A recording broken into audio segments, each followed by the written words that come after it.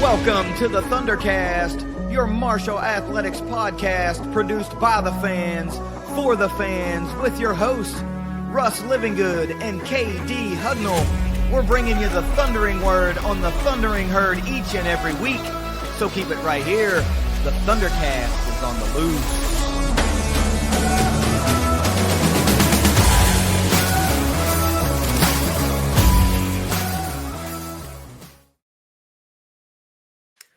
Thank you for downloading another episode of the ThunderCast, and we're back with the 8th episode in this new series we started this year, Getting to Know Our Opponent.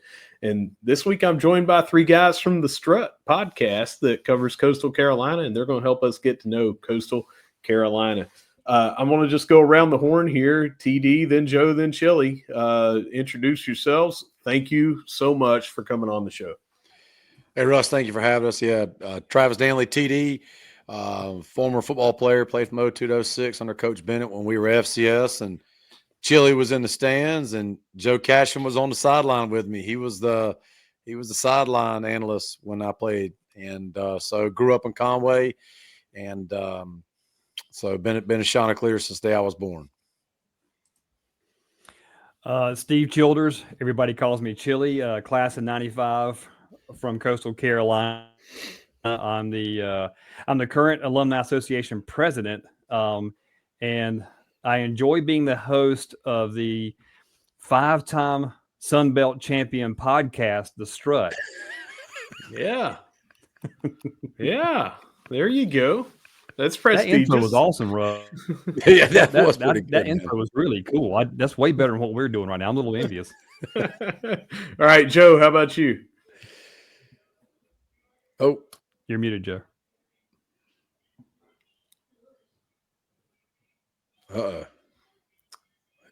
I tell you what, we'll get back to Joe here in a second when we figure this out. But right now, it sounds like he's on. You're on. You know, it probably helps a microphone when you actually have the power button pressed. You know, where you get a green light instead of the red right there. I haven't won this. I haven't won the podcast of the year in the Sun Belt before. But if that's how you guys get it, maybe I'll just unhook my mic and everything. I love that intro. What can we do to kind of duplicate something like that? That was slick. I loved all of that. That was really cool. We need something kind of like that. We're just trying to keep up with the Strut. That's all we're doing. I'm telling you what. So anyway, I'm Joe Cashin. I used to be the radio announcer for Coastal football. I worked with the radio team for 21 years. Like TD said, I was on the sidelines, did the sideline reporting from our first year in 03 all the way through our 2013 season, and then I moved upstairs to call play-by-play from 2014 through the end of the 23 season. The Hawaii Bowl was my last assignment as Coastal play-by-play announcer for the radio broadcast. So it's a great run, 21 seasons. I had a blast doing it, but I kind of like just doing a little podcast now. It's kind of my speed. Now you're in the big leagues, right? That's right. I'm a part of the 5-time champ, so I can't do that. Yeah.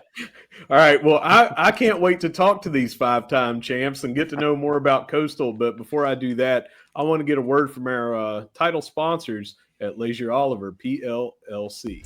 If you've been hurt in a wreck, call the law firm of Leasure Oliver PLLC. Found them at 304carwreck.com. All right, guys. I know in my heart you guys watch every single second of every single episode of ours. That's how you already knew about that intro that you just saw for the first time. But no, I know that you haven't seen this, but I flipped the script in this new series here, and we don't do this question at the end. I like to get everybody's knee-jerk reaction at the start. So we're going to go TD, then Chili, then Joe, just like with the intros, and I want to hear a score prediction for this coming Thursday. Oh yeah, wow. That's right. Wow. 3 weeks ago, the score prediction would have been a little different. Okay, and we'll touch on that. I know that Joe and I and Chili will get into that with our new starting quarterback, Somali Collier, and how he changes the entire dynamic of the offense, but he changes the entire dynamic for the entire team and the trajectory of the season. I think it's going to be a one-score game. I think the Chants come out on top. but I think it's going to be a one-score game. The line just opened up.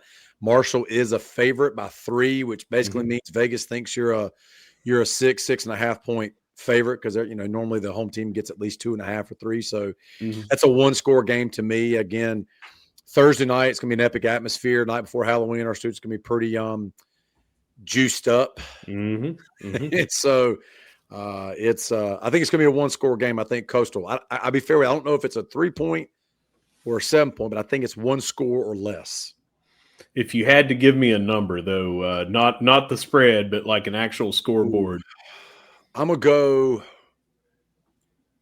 I don't know, man. I've got this weird like 31-24 Coastal. Okay.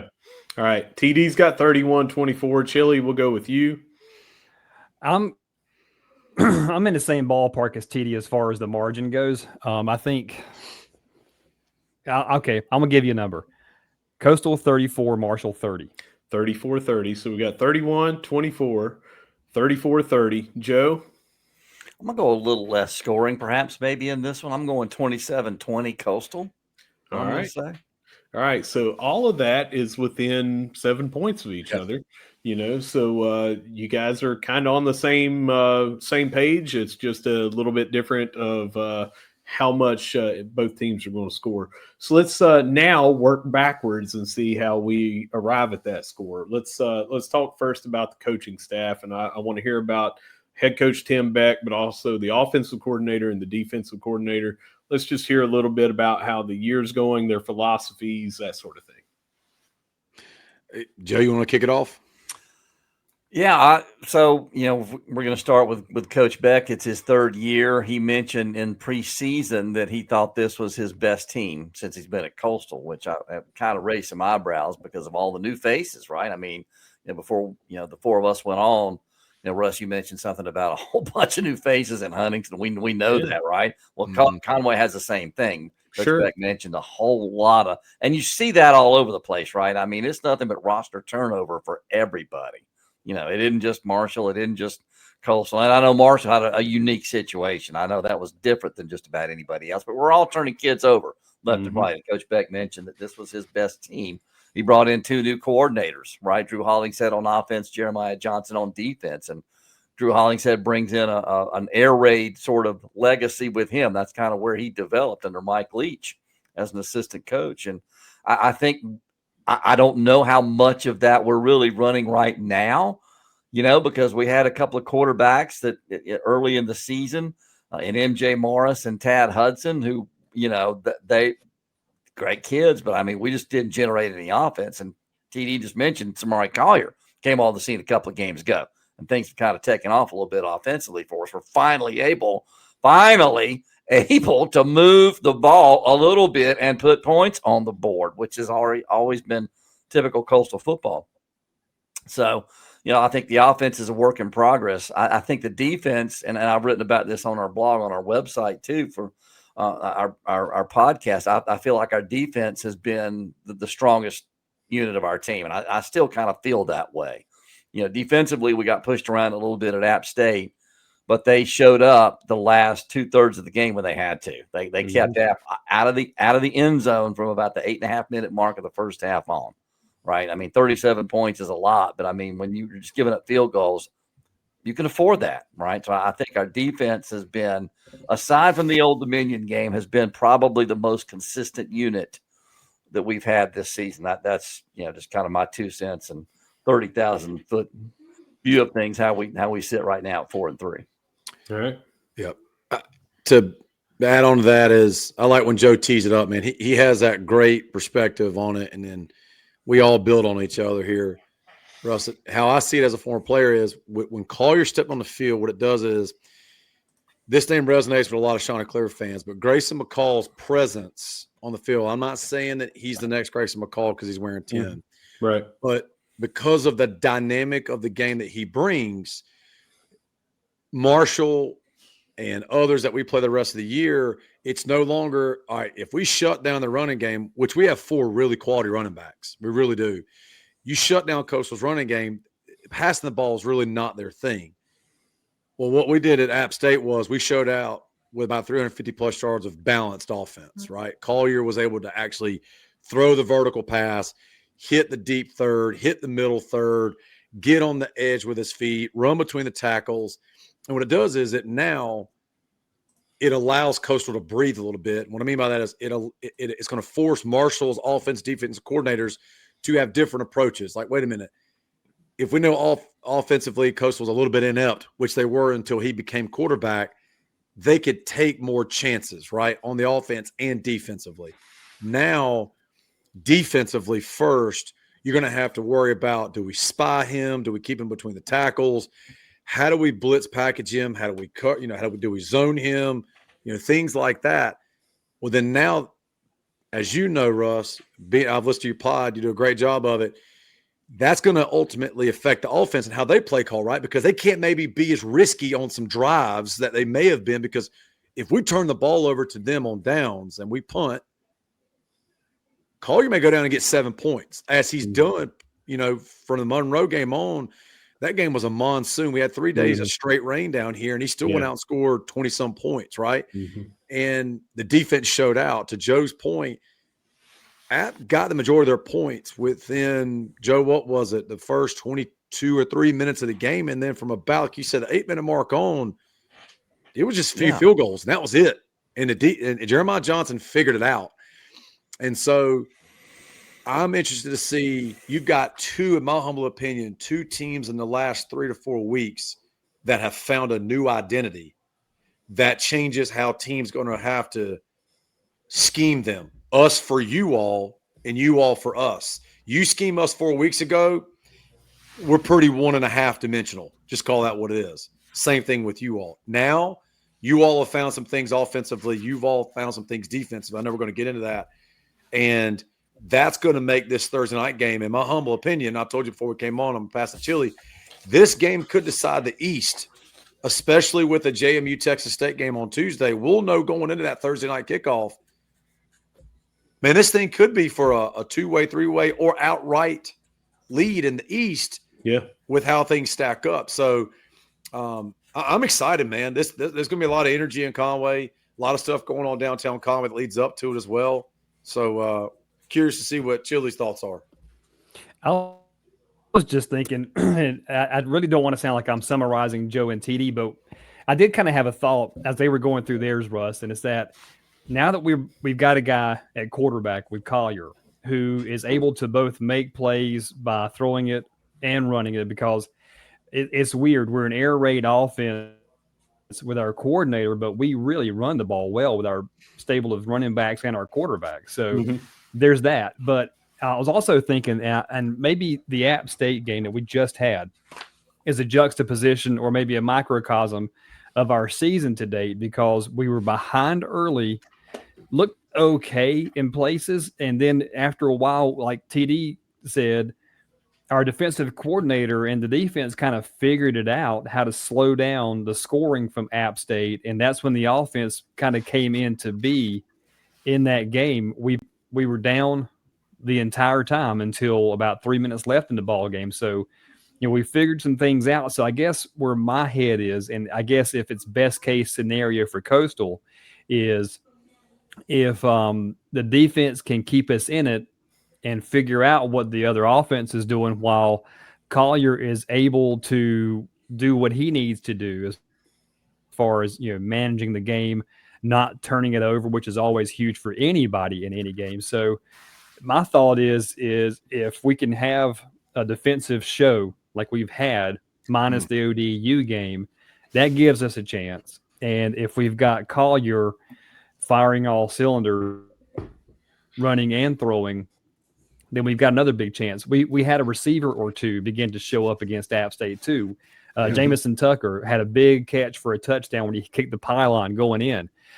We really hadn't seen him a heck of a lot this year. So, maybe he's another guy that's going to emerge on offense going forward for the rest of the season. And now's a good time to do it, to be honest with you. So as TD also said, this is a race in the East. You've got beginning to get a logjam up top with James Madison, winning 5 straight. But then if you look at the standings on the Sunbelt site I just pulled up before I came in, it's Coastal, Marshall right they're on their heels. So, I mean, like we've been saying, this game is almost like a playoff game in the Sun Belt football playoffs. You know, the winner of this one has James Madison next, and if they can win that one, you can win the East. Hey, Russ, two things, too, I want to touch on that both they said real quick is we've had some receivers show up in the last game. I think it has a lot to do with Collier's ability to get the ball vertical, right, to move the ball vertical down the field. And also, too, on outside of one game, which is Old Dominion with Jeremiah Johnson, but I offer this to you, and this is not to give him an out. When your offense, the first 4 out of 5 games, consistently has 6 or 7 drives that go 3 and out or 7 and out, if you will, it's pretty hard to get a lot of momentum.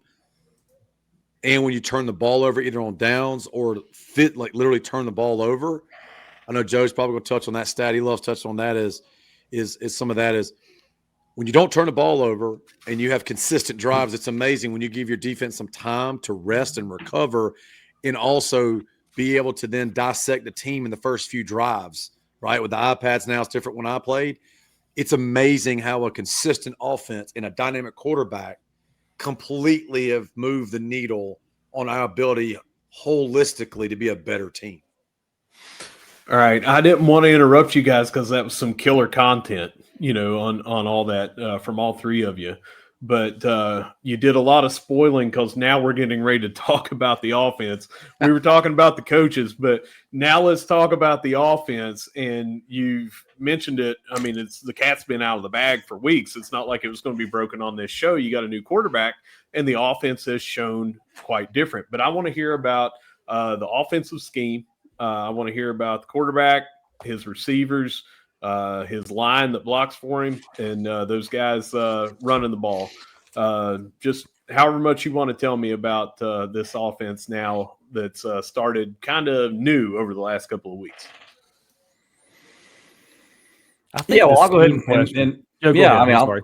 I mean, if you want me to, Chili, if you want to. Why don't you start it? Because I was going to go and read a couple of stats. I think you might be better off starting this off, Joe.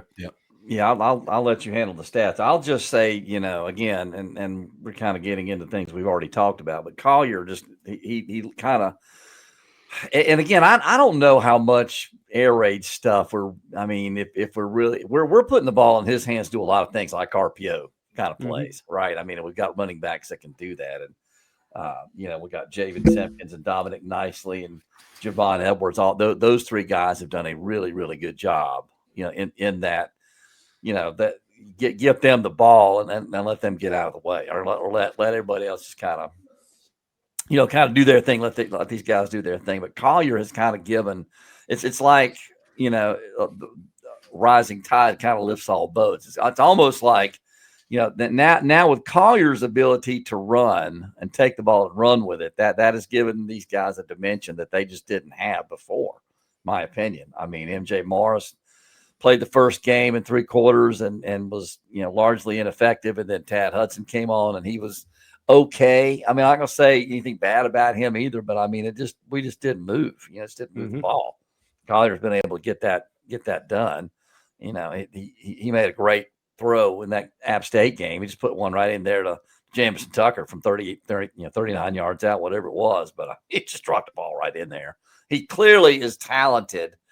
I think the most talented that we have at that position on the field. I just feel like that's the case. And he's got experience too, as winning a national championship at the JUCO level.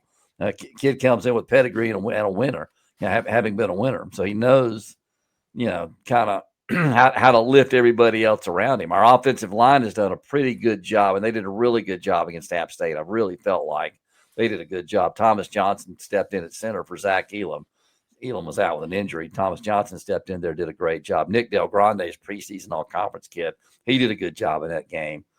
Didn't have any penalties in that game. No false starts, no holdings, none of the stuff that had really plagued Coastal through the first 6 games. Just penalties left and right. Every time we get something going, it seemed like, you know, time to, you know, 2 steps forward, 3 steps back, it seemed like. But that didn't happen against App. And really didn't happen a lot against ULM, even though the ULM game is kind of hard to get a read on because it was in such bad weather, and you're just trying to survive and get out of that game. I mean, rain's coming down sideways, wind everywhere, but again, Collier's the key. Collier's the key to this thing. A lot of RPO action. He's got a good arm about him, and his numbers aren't spectacular. I mean, if you look at his numbers, I mean, they don't. He's 17 to 34 with a pick and 2 touchdowns, and a 50% passer, and really the 2 games he's played. But I mean, it's just his presence out there that has given this a different dimension. And I think we're running a lot of stuff around him, as opposed to maybe trying to get everybody involved in an air raid kind of thing. I think it's all about Collier, and how he plays, I think, is how this offense is going to go on Thursday night. Well, there's another stat though, 2-0. Right? That's right. And again, again, you look at the stat sheet, those numbers don't wow you. Those are not Heisman kind of numbers. But I mean, when he stepped in there, against ULM and started the second quarter when Hudson went down with that concussion, I mean, things just kind of started happening a little bit. He made a great little throw in that game, made an explosive touchdown run, which we hadn't seen all 40 yards out. He takes that ball, gets a good block from nicely, and he's off. He's gone. We hadn't seen that explosion from anybody all year at that spot. And then he's out there the other day against App State, and App is scoring, but you know what? So are we. Mm-hmm. While the defense was struggling to kind of find their rhythm a little bit, and before they really, the App was picking apart the zone, on the back end, and we tightened that stuff down, and our front four started getting pressure. We started bringing pressure. Our guys up front were able to hit the quarterback and get him rattled a little bit after some great numbers. While they were scoring, so were we, and that was big. And once we started holding them to field goals, we were able to catch those guys. But yeah, you're right. I mean, stat sheet, that only tells you part of it. That doesn't tell you about, like you say, what is on this side and what's on that side. That's right. Win-loss column. Yeah.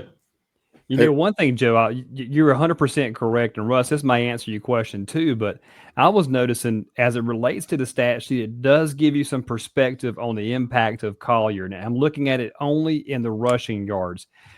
Indulge me for one quick second. Check this out. Javen Simpkins is our leading rusher with 372 yards. We got nicely 100 yards behind him. Edwards, about 80 yards behind him. But Collier is our 4th leading rusher right now, and he's rushed for 174 yards in the games he's been in. So that's remarkable to me. Sure. And I want to share this with you too, is in terms of like those 4 guys, their longest runs of the year. We've got those top 4 guys. Simpkins has had a run for 46. Nicely's had one for 52. Edwards for 43 and Collier for 39. So we have the ability to hit those home runs, if you will. So these guys are capable of tearing off a big run like Joe referred to a while ago.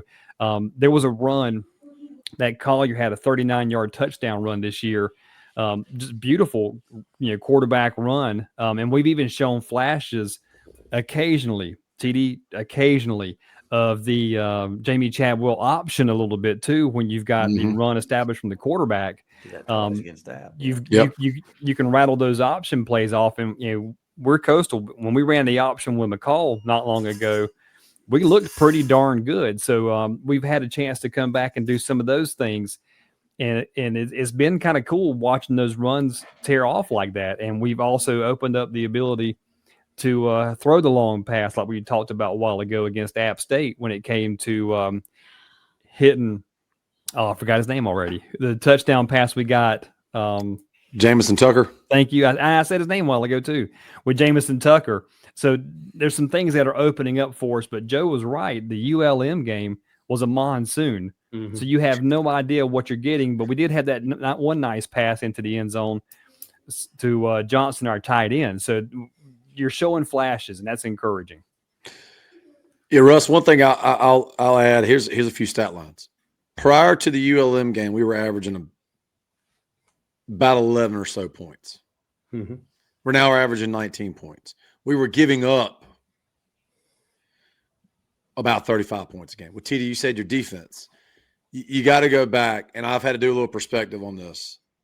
We lost incredibly awful, giving up 47 points to Virginia. Don't look now. Virginia's in first place in the ACC. Mm-hmm. So I talked to Joe on Saturday when I was going deer hunting on the way to Bethune, South Carolina. I said, then you go out, you lose to East Carolina as bad as we did. Well, East Carolina's in the hunt for the AA or the now there's the American Conference. It's not one of those like you give yourself a little out here but you also give yourself, okay, what if Collier would have started versus not? Can't look back. That's rear view. You got to look windshield. For windshield for us is time of possession has come back in balance. Points per game has gone up. Points allowed has gone down. These are all metrics just in the last couple of 3 games that are beginning to favor trends, as it is with Marshall, right? I know we'd love for you to touch on that here in a second too, about what are some things Coastal's going to need to do, but or not need to do, if you will. But for us, it's being able to look at, stats to Joe's point, right? You can look at it. Our third down efficiency's gone up. Our convertible down efficiency's gone up. Our ROI on our plays, right? The yards per carry, the yards per catch, the yards after catch. We got 3 receivers in the mix at the App State game that had not been in the mix all year because of injury. We had an offensive line that was patched together. And frankly, I hate to say this, we may have found our starting 11 to 13 guys because of injury. Joe, Chili, I would offer that back to y'all. Because of injury, we may have found 11 to 13 guys that were sitting there on the bench that now collectively as a unit probably give us the highest potential of outcome and productivity than we've had all year. And then defensively, now our defense can get even more aggressive, Russ, because of they know now, wait a minute, the offense can go out and score 4.5 touchdowns a game. Now we can maybe bring that extra zone blitz. Maybe we can sell the house on this play. Maybe we can twist and slant on some plays we weren't. Yeah. All of those little dynamics, all those little nuances within a game, to Joe's point, we were able to button up the back end of our 2-deep coverage and 4-deep coverage because we got a little more aggressive in the front 7 because we had gotten back in the game. Well, that's a great segue. We're going to talk about the defense now, and we got to speed it up a little bit, but tell me some players that we need to watch for here on the defensive side of the ball, and also just an overarching kind of like scheme that you're going for with your base defense. Joe, you want to hit the players and I'll hit the scheme? Well, I'll give you some players to watch, and I'm not sure his availability, but I mean, I'm hoping we have Shane Bruce back. I haven't heard anything on that. Hopefully we'll see an availability report with him on it we'll play that kind of thing, and not questionable or out or anything like that. He's our second leading tackler right there, most experienced player. Shane's had a great career at Coastal, but he's been out the last couple of ball games. So Marion Gordon leads us in tackles with 37. Trey Brown, linebackers, had a big year for us, 7 tackles for loss. I mean, he will be in the mix a lot, I think, for this. It's kind of like a 3-3-5 kind of thing that we do, right?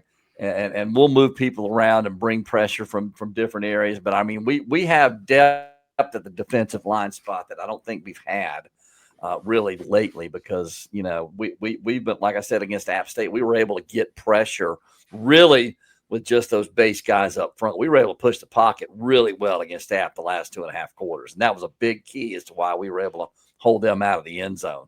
They had like 1st and goal, I think 2 times, maybe 3. I know two times they had 1st and goal. Had to kick field goals, right? Because we were able to get pressure on the quarterback, get him off his spot, get him a little bit uncomfortable. And they tried some things that, just didn't work. But Trey Brown's he's a youngster who's going to have I figure he's going to have a big game coming up on Thursday night. Miles Muyoung has had a great season for us with 30 tackles.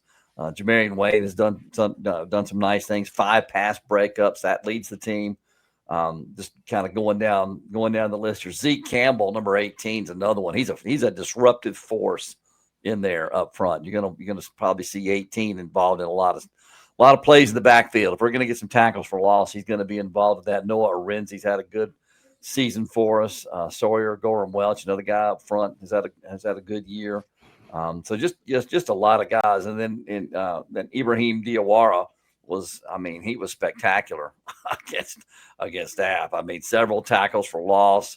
He was involved in a lot of things up front. Again, we have depth up front, which again I don't think we've had lately which really helps. You can rotate guys in, and guys don't get tired as much. If you have some defensive line depth, and I think we have that. So, again, I think, and I've written about this, I feel like these guys are the base of the team. They really love Coach Johnson. They've rallied around him.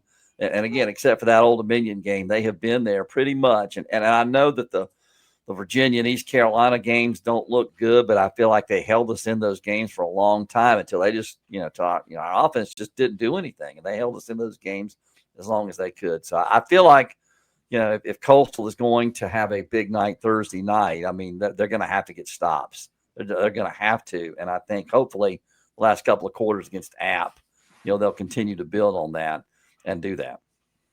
One thing we've had this year, too, is much better tackling. We have had some guys, Russ, on the maybe your quarterback throws a screen to a wide receiver, and in years past, we've had to be worried about the guy who is there to make the tackle, making the tackle, and then that guy escaping the tackle and gaining a few yards. This year, we've noticed there's been a whole lot better tackling on the fringe. Our corners, outside linebackers have done a way better job, and safeties coming up in run support have been really good at the one-on-one battle when it comes to making the tackle where they need to prevent the long game. There's been a couple of games this year where we've been bend but don't break, but overall, I felt like the tackling, and Joe highlighted some really good players there as far as stats go, who have done a very good job of just winning the one-on-one battle when it comes to making that tackle when you need to. Yeah, quickly, 3-3-5 that Joe touched on. Keep everything in front of you. I mean, that's just it. Scheme-wise, it's 3-3-5, but we're going to try to bring 6 guys as often as possible. I mean, and from different angles. And now that we have an offense to back up the defense, what I touched on earlier, Russ, that's where before maybe we could only bring 4, maybe 5. Now we could bring 5 or 6 guys and really, to Joe's point, button up the back end, put a lot of pressure on within the front 6 or 7. And turnovers have started to happen in the last couple of games that they haven't before. And I don't find that to be a coincidence. Coincidence because of our ability to score points. Yeah. No, it seems like it is going hand in hand with everything you guys are talking about with the stats and, creeping up on everything. Let's talk about special teams. This is something that can win ball games. This is something that can lose ball games. Or this is something that can flip the field. It can do all that. So let's hear about your kicker. Let's hear about the punter that could flip that field, and then any return guys you guys may have.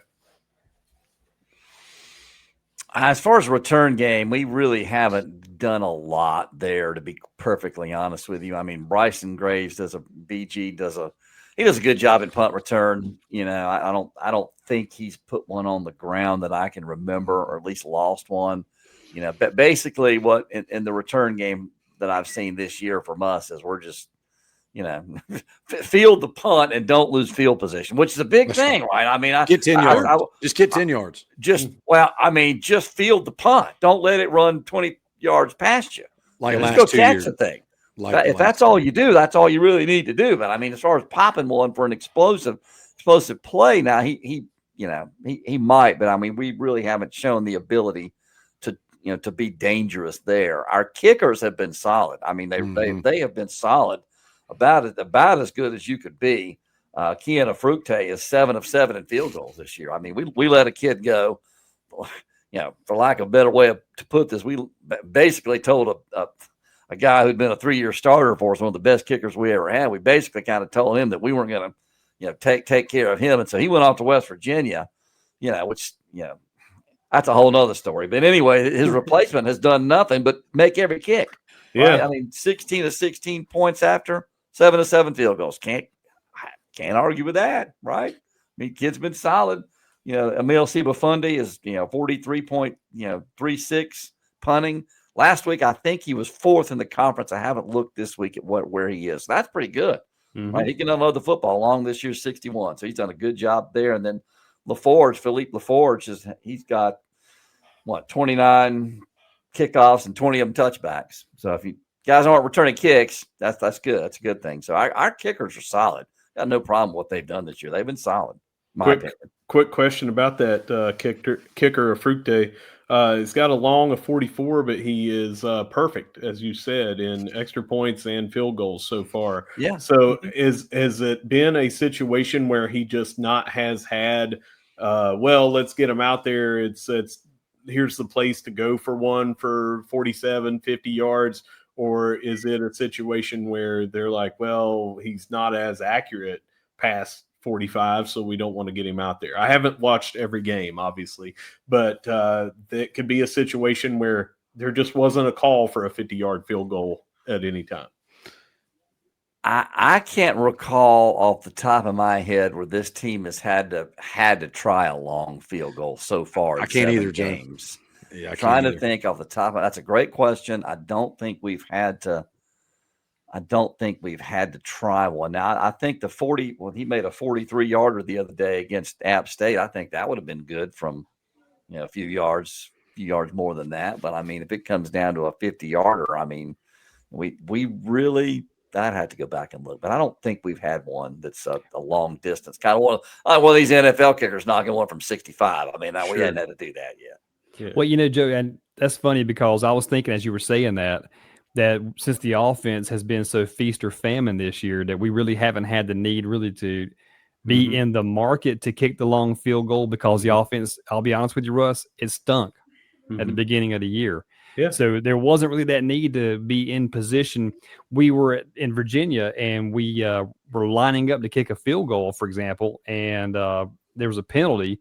We decided to take it and drive down and then didn't score on that drive at all, for example. So turned that it opportunity over. was taken off. Turned it Turned over it is over. what we did. Turned it over. So Russ, to answer your question, we don't really have one because the offense either was absolutely looking awful or we're running up and down the field scoring touchdowns. So yeah, that's fair. That's fair. To be determined.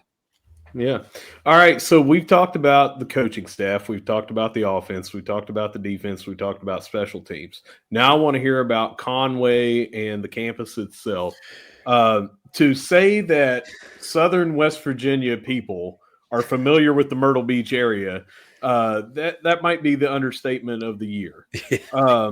We've been down there to games. I personally went to the bowl game in 22 that we played against UConn. I went to the Coastal game 2 years ago when you guys blew us out. I have been to Myrtle Beach more times than I've probably been across the street. But if you would, tell our fans that are making the trip what to do, where to go, things to do, who to tailgate with, that sort of thing. I can tell you that real quick. So I live downtown Conway, grew up here. My wife's in North Myrtle, also a stronghold of West Virginia Marshall fans that come down, or the school in Morgantown for y'all, kind of how we call South Carolina School in Columbia. Come downtown Conway. It is so the city of Conway is now the city of Halloween. So there's two holidays they go big for, man. We go big for Halloween. We go big for Christmas. I mean, when I say big, I mean the entire, like we were just down there earlier. Come downtown Conway before the game, right? Stay at the beach, but come downtown Conway. If you're bringing your small children and you're worried about Halloween, come to downtown Conway. It is a classic Hallmark Halloween, door to door.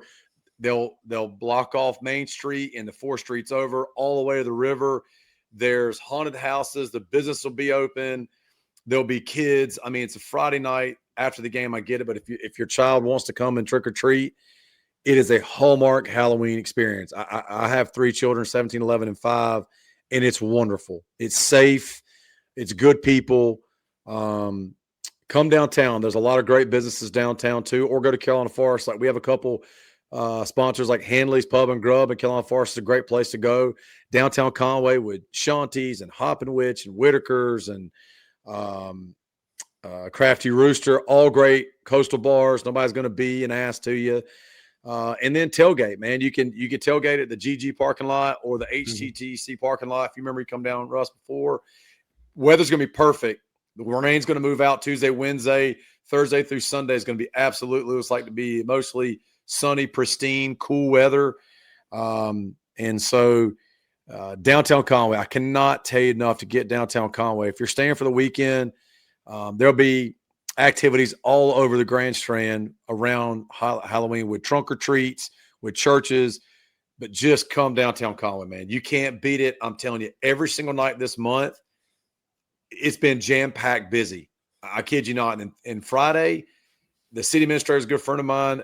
We're expecting, like, seriously, for trick or treating, like 10, 15,000 people just to trick or treat downtown Conway. I think it's how many people come to my door every year here. Well, Russ, I mean, there's West Virginia and Marshall bars in North Myrtle Beach. Maybe we should be asking you where to go to. Yeah.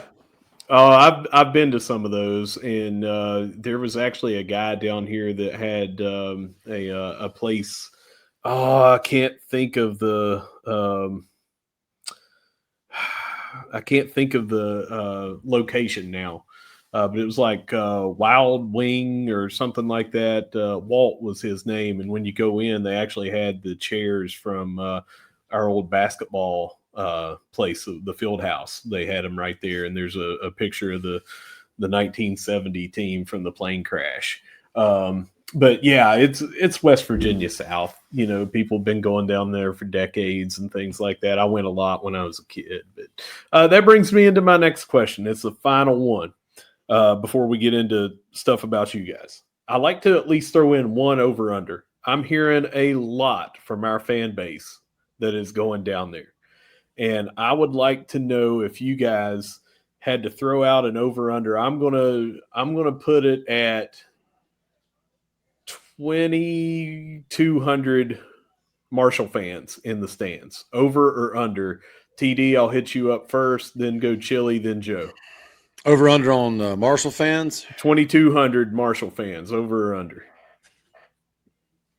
My heart hopes not over, but I could see it being over. I mean, because App State and Marshall are the two fan bases that I give them credit. They travel no matter win or lose. Y'all gonna travel, so I'm gonna say over because I'm gonna say over. Chili, I'm gonna say over because not because of the people who are traveling from West Virginia, but the ones who traveled down here and stayed. Because there's a lot of people who attended Marshall who live in the area. I have people who married into my family that are Marshall graduates, so they're excited about this game. They're going to the game. So I'm going to push it over because of the ones who went to Marshall and moved to Horry County and made it their permanent home, but still pull for Marshall. Yeah. Joe? I'm going to say over too. I think the weather is going to be nice. It looks like we're going to get weather here. We're going to get bad weather in South Carolina for a few days. Yeah. But I think it's looking pretty good Thursday night in Conway. I'm going to say over. Because, again, Marshall travels great. I think they're going to scarf up some tickets. I'm not real sure, what Coastal is going to do in terms of trying to put, 20,000 fannies in seats or close to that. I don't know. Not trying to discount our fans or anything, but I think that Marshall's got a lot of momentum in a year where no one really knew what to expect from the Thundering Herd after everything that happened with, coach and players and all that kind of stuff. I mean, I think Marshall has exceeded expectations in my view in the first half of this season. I think there are people excited. And I think they'll exceed that number of 2,200 that you're talking about at the game Thursday. It's always tough on a Thursday night game to kind of predict the overall crowd and things like that because people have to work and people can't travel in and you've got school prevents. Like for me to take the family down there, I would have to take my kids out of school Thursday and Friday just to go to the game. You'd have to make a weekend out of it. You have to plan an entire weekend and say, look, okay, this is not just a Saturday game where we can go for a night or two. I mean, you're looking at a 3 or 4 night deal doing this. But if I had to go, I'd go over as well because one, I've seen a whole bunch of lists of people that have already bought their tickets and everything. But I'm looking for Marshall to have maybe 10% of your stadium or somewhere around there. So, all right. We have heard about everything about Coastal. We hadn't heard anything about the Strut, and I would like to let the Marshall fans that will be watching this and listening to this know where they can find you. And that way, when you do your previews and then the breakdown after the game, they can consume your content. But tell us how it started. Tell us where to find you. So it started because TD and I were at a Coastal fundraising function, and I have a history podcast I do on the side, and podcasting kind of came up in our conversation. So TD and I, over a couple of drinks, just kind of hashed out something that we need to do as far as something that covers Coastal. So here we are in our 5th year of the Strut. TD and I did the first episode, maybe 2, and then we got really super excited because we got Joe Cashin to be on the Strut with us. And then after that first show, TD and I text back and forth and go, man, if we could get Joe to be a permanent member of the team, we would be sitting high on the hog. And lo and behold, Joe has become the star of the show because he's got the great evil laugh. He makes fun of the opponents really well. He's knowledgeable. We call him Info Joe for a reason. So fast forward 5 years later, we've had guests come on. We've been a part, like we're doing here, part of other people's podcasts and shows. You can catch us on Apple, Spotify. We have a YouTube channel. Just type in the Strut Podcast and you can catch us live. We do a live Sunday recap, which when we get through recording here with you, Russ, we're going to hop on our own Sunday live show. We call that the Sunday Strut. And we usually recap the week that happened as far as the game happened that night before. Our regular time to broadcast is Wednesdays, but the game is Thursday. We may go a little bit earlier this week, but we do all of ours live because it uploads automatically into YouTube. You can just go in and search it there and watch it live there on YouTube, or catch us recorded where you get Apple, Spotify, other good places to get your podcast out there when it comes to good places for the good platforms for podcasts. We have a website too. Yes. You Joe and I mentioned that, blog on that site. Okay. Strutpodcast.com. There you go. Well, now, thanks to the Strut, we as Marshall fans know a lot more about our opponents this coming week. It should be a good game. TD, Chili, Joe, thank you so much for giving us your time. And us Marshall fans will be consuming your content, so that way we will have a little bit better idea and be prepared for this game that's coming up. But with that, I'm going to take us out of here, and I'm going to say whether you see us at the Joan, whether you see us at the Jack, or whether you see us down there in the parking lot and then Brooks Stadium for this game on Thursday, no matter where you see us, we're going to be saying, go Herd. It's the ThunderCast, and we'll see you in a couple of days.